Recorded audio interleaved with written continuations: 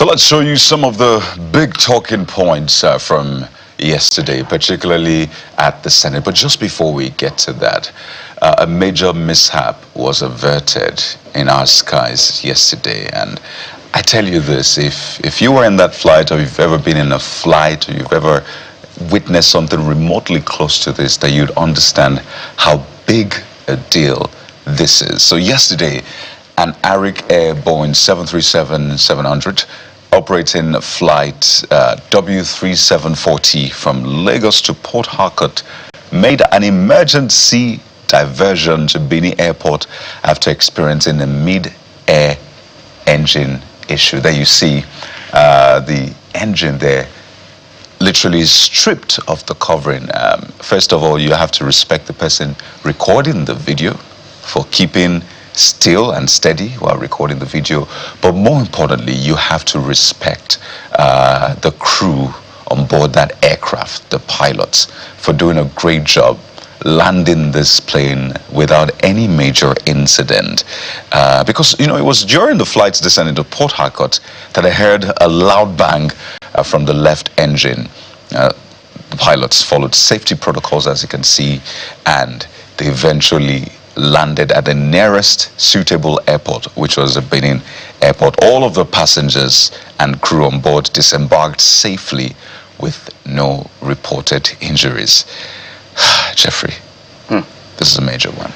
You know, if you were on this aircraft, you know that God is in heaven and we are men on earth, and somewhere you're caught in between the skies and the land, and you can't wait to land. But we're grateful to God that nothing happened, because whoever was filming this is very courageous, super courageous. And again, like you said, kudos to the crew for maintaining maybe a steady head. I'm sure they kept assuring the people in the aircraft to say, look, yes, the aircraft is designed in such a way that when these things happen, it's still possible for us to land safely. I've been there in an aircraft for a journey of maybe 45 minutes. We stayed in the air maybe for another 2 hours, just, you know, hovering, because the pilot could not see as far as he's supposed to see. He spoke to us the first time, spoke to us the second time, and did not speak to us again until we landed. And that moment of silence, the anxiety in that aircraft was great. So we're grateful that this ended successful. Nobody was hurt, just the spark of the aircraft. I think besides this wings, or this engine on the wing, there's something that happened, I think, at the tail area as well. This airline, I don't think they've ever had any incidents since their history, to the best of my knowledge. So kudos to them for maintaining whatever professionalism that was used here, because this is more of psychological warfare than anything. So, but we will eventually get to hear what happened, what went wrong. Was this preventable in the first place? Was there someone who overlooked that this could have happened, or this was just something that was totally unavoidable? Because look at that blowout. Literally blew off that place. And I can imagine the sound, the bang, mid-air. First you think an anti-aircraft missile hit the aircraft.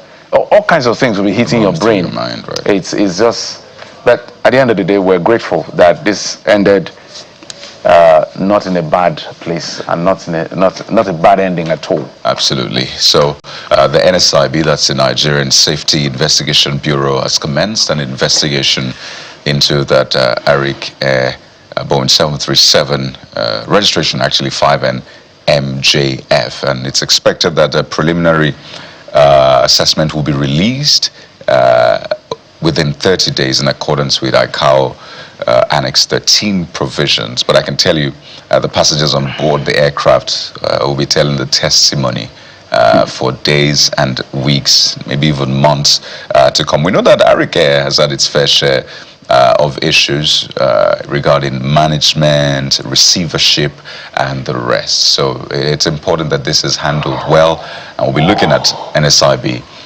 to get the report of it and know what exactly played out. And as always, the reason I love the aviation industry is how they learn and they keep learning from incidents. It's almost like a non-stop learning process. So this is also another learning moment for the aviation industry, particularly in Nigeria. But with the aviation industry, aviation travel is said to be one of the safest in the world, in spite of some of those things that we see. So happy ending, you can call it, and we wish them the very best from here henceforth. So, do we have the other one? Okay, I think let's take a look at what video do we look at now? I think maybe we'll look Let's at go to the Senate, where we understand that there was some tension yesterday during the defense for the budget of the defense budget, so to speak, between Senator Natasha Akpoti-Uduaghan and the chairman Senate committee overseeing the ministry. That would be Senator Patrick Ndubeze. Let's see what transpired actually. Please, it's very important. When we come for investigative no, hearing, Honorable Minister, please, I'd like to say I think, this. Mr. Minister... No, please, do not hit the gavel. I still have something to say, and I think you should respect me enough. Please don't do that. I've given you respect. No, that's not it. Mr. Minister, your time Mr. is Chairman. up. Thank you. Then that's fine. You have I to think wait. you disrespected me more than enough. No. On this. No, you can't do this to me. You can't. You spoke It's at me okay. enough to allow me to speak. I have something very vital to interface with the minister. And it doesn't matter if I've spoken once or twice. This is an interactive session. And you agree that we have not met with the minister enough. Only God knows when next we are going to meet with him as a committee. So that particular defense session, just put it in context, was with the Minister of Steel Development, Prince Audu, and there'd been a lot of back and forth. Audu you understand, right? Abubakar, right? Yes. The one from Kogi State. Yeah. Yes. So there's been a lot of back and forth, but you understand that under his purview is the Ajaokuta Steel Company, which is a touchy issue for both of them. Kogi State, obviously. Yeah. So she wanted to speak more about it, according to her. Because she has a lot of understanding of that. Absolutely, and ask more questions. But for the chairman, Senator Wabweze, well, he said, we can keep this for investigative hearing, right? That was what he said. He said, well, we've spent a lot of time on this already. But, Senator Natasha Akpoti-Uduaghan, I said, we don't know when next we'll see the minister, and we can't talk about these things well enough. And that's why you have the back and forth. And eventually when he hit the gavel, she was like, oh, that's fine. There's no point staying back here. Let's just call it a day. But different interpretations given to this. You can see the minister just walking out silently, like, okay, I may have dodged the bullet, but I bet you next time this question I'm sure they'll... Bukola, go ahead. Okay, you go ahead, Jeffrey. I'm sure they'll find a way to reconcile. Hearing sessions are always very heated. In fact, there has been 3 heated sessions so far. We'll get to the other We'll get to the hearing session. So this is how it's supposed to be. Hearings are not, we're not coming to share ice cream here. We're coming to ask questions because you're coming with a budget for a ministry to say, based on the federal government allocation of spending limits across MDAs, across ministries, this is what I intend to spend the public money on. So these are representatives of the people at the Senate, and they should be asking you very tough questions. But it's unfortunate that the argument is now between 2 people who are supposed to be asking the person who is seated, who is the minister. But as you said, I think, I don't know how much, I didn't watch a full session. I don't know how many times she spoke.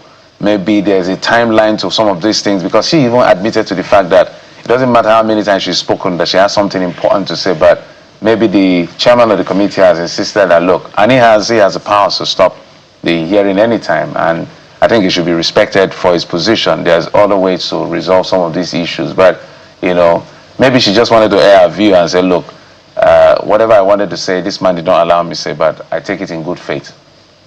Bukola? Well, it does show that, it's symptomatic of the tensions that are still evident in the Senate, especially, since the episode with Senator Natasha Akpoti-Uduaghan. For me, I was worried about how relations would be henceforth, particularly since we exited the sexual harassment episode, how relations would be between her and her colleagues. I wonder if this has anything to do with that, but let's leave that at the level of projections not make a conclusion about that. But every senator, male or female, whether you're a member of a committee, you're a deputy chairman of a committee, you're a chairman of a committee, every senator every lawmaker indeed has a right to expression because they have the responsibility of due diligence in the ministries that they're oversighting. And so they bring their own professional expertise to bear. They bring their own findings to bear upon every hearing. And what they have discovered, or the interrogations that they have to offer for each particular session for a budget defense or any hearing at that, is important to the work of that committee, to the outcome of that committee, and to the scrutiny that needs to be brought to bear upon that particular ministry. So when there is repression, many are want to give it a lot of interpretations. Is it patriarchy at work in this male-dominated Senate, where a woman is not being given,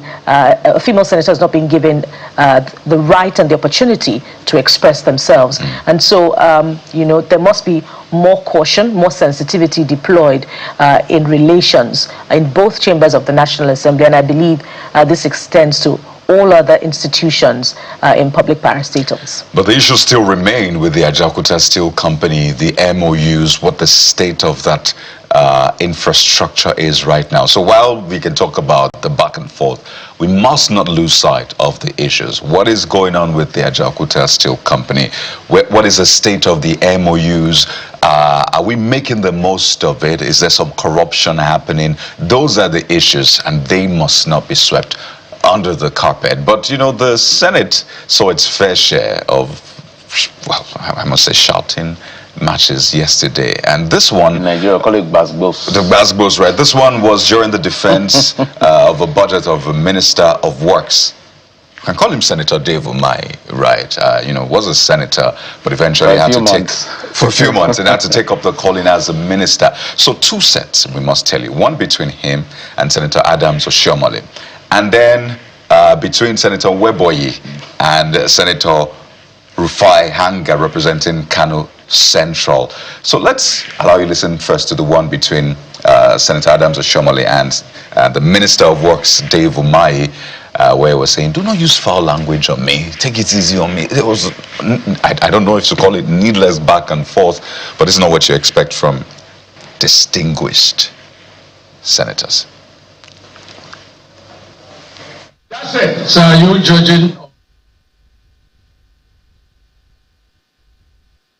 language on me? No. I'm a distinguished Nigerian. Don't use foul language on me, please. Distraction. Honourable Minister, please, no, excuse me, mind your language, please. No. You were in this Senate, excuse me, sir. For how long? 2 months. You were in this Senate, you mind your language. You are addressing a senator. 2 months senator. He doesn't Mind your So, language. that said, Yes, 2 months senator. Chairman,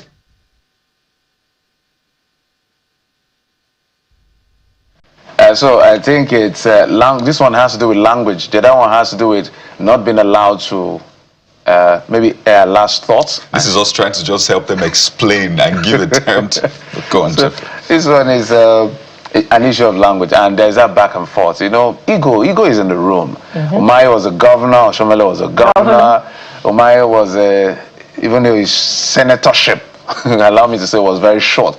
I think he was even a principal officer at some point in that Senate, and then he's now a minister. So in terms of achievement politically, I think the only high he has above Umahi is that he was an APC national chairman, which Umahi hasn't been. So sometimes that ego clash and all of that, I think the issue was about language, but later they resorted and began to speak to themselves in a more civil manner, because I saw that Oshiomhole was now addressing him as sir and asking very tough questions, where he was also responding to commit even his own career on the line, that if Abuja Kaduna, I think Kano Road is not done, okay, if he fails quality test, then he's going to resign. So, but sometimes these things are good. It shows that our lawmakers may be working, asking the right questions, some not asking the right questions, some is just an ego clash at the end of the day. So I feel that lawmakers and journalists have similar jobs. Nobody who is in government, not because we are enemies of anybody, because you are managing Commonwealth. If you're managing Commonwealth from the president down to a councillor, if you sit with a journalist, if you sit with a lawmaker, you should be worried about that conversation, and you should come prepared. Because even if you were Aliko Dangote before and you became president, now that was your money. Now this is our money. You will explain. Well, whatever the case is, Kari, as you would say, it all bothers on good governance. At the end of the day, are the people getting the requisite service that they employed the political elite for? And we could ask, what's happening to the many infrastructure projects under the purview of that ministry? There are many defective bridges, many defective portions of major highways. The other day I was watching a video of possible flooding of the brand new Lagos-Calabar Coastal Road. What's happening to the, pending completion of the East-West Road, many federal roads in the South region. Let's ask those questions as well. We were watching a budget defense for the Ministry of Steel Development just moments ago. What's happening to the Ajaokuta Steel Company? So many promises made about the revival of that very critical age-long infrastructure. Will it see the light of day under this administration? Those are the questions that we should be asking, and looking beyond the fireworks, the many sessions of budget defense of the ministries. Guys. And I think at this point, maybe the president should give an order to, because sometimes it looks like until he speaks, some of these ministers will not show up. We have about 48, right? 48 ministers. I don't know whether any of us seated here can name up to 20. Maybe let me extend that number to 25. It's not about being popular in the media. It's about knowing what some of them are even doing. Some of them, I don't think they are helping this president.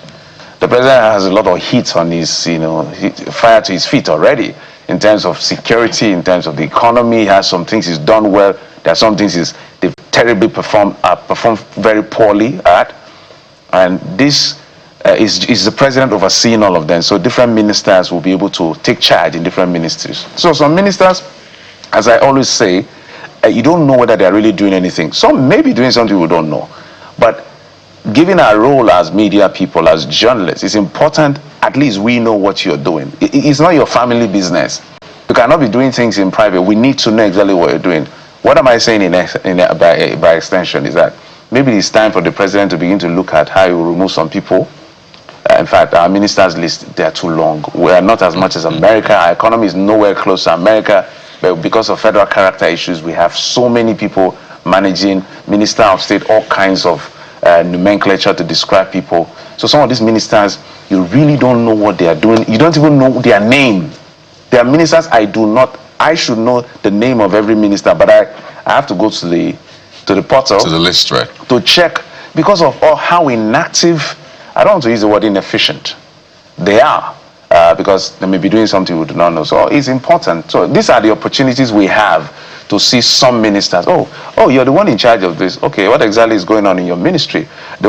Some ministers of state, I'm sorry, sometimes they look like appendages. I'm sorry.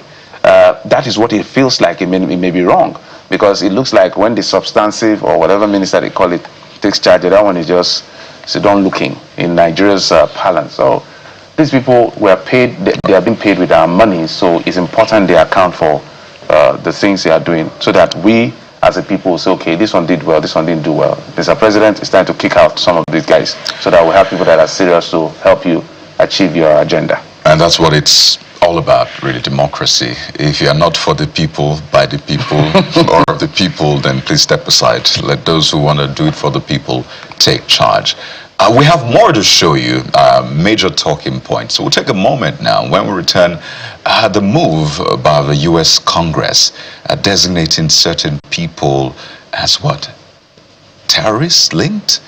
What exactly is that all about? Because the NNPP leader, Sir Rabiu Kwankwaso's name, sticks out, as well as other groups. So stay with us. I'll be speaking with legal practitioner Ekemini Udim on that. We'll be right back.